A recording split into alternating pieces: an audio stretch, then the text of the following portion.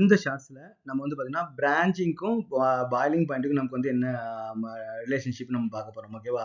இப்போ ஒரு மாலிக்யூல் வந்து பார்த்தீங்கன்னா, பிரான்ச்சஸ் அதிகமாச்சு அப்படின்னா, அதோட பாயிலிங் பாயிண்ட் நமக்கு என்ன ஆகும் பார்த்தீங்கன்னா, டிக்ரீஸ் ஆகும்.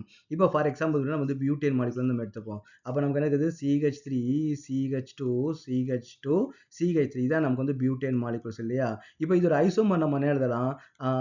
CH3, CH, CH3, CH3 okay. அப்போ நம்ம என்ன 2 மெத்தில் புரோப்பேன் வந்து நம்ம வந்து யூஸ் பண்ணலாம். அப்போ அந்த ரெண்டுக்குமே வந்து பார்த்தீங்கன்னா மாலிகுலர் வெயிட் வந்து சேம் தான். ஃபங்க்ஷனல் குரூப் வந்து நமக்கு வந்து சேம் தான். அப்போ அந்த ரெண்டுக்குமே நமக்கு வந்து பாயிலிங் பாயிண்ட் வந்து சேமா இருக்குமான்னு பார்த்தீங்கன்னா சேமா இருக்காது. இதுக்கு வந்து நமக்கு வந்து அதிகமா இருக்கும். இந்த மாலிகுல் வந்து நமக்கு வந்து லோவா இருக்கும். அப்போ நமக்கு வந்து பிரான்ச்சஸ் அதிகமாகும் போது நமக்கு வந்து பாயிலிங் பாயிண்ட் நமக்கு என்ன ஆயிடும்? ரெடியூஸ் ஆயிடும்.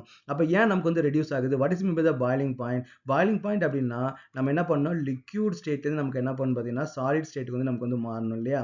ஓகே லிக்விட்ல இருந்து சாலிடா மாறணும். அப்போ what is the difference between the லிக்விட்லேருந்து கேஸ் மாலிகுல் வந்து நமக்கு மாறணும் பாயிலிங் பாயிண்ட்டுக்கு. அப்போ what is the difference between the liquid and the gas molecule? லிக்விட்ல வந்து பார்த்தீங்கன்னா அந்த மாலிகுல்ஸ் வந்து பார்த்தீங்கன்னா பக்கத்தில் வந்து இருக்கும். கேஸ் மாலிகுல் வந்து பார்த்தீங்கன்னா கொஞ்சம் டிஸ்டன்ஸ் வந்து நமக்கு வந்து அதிகமாக இருக்கும். இதான் மேஜர் டிஃபரன்ஸ் இல்லையா?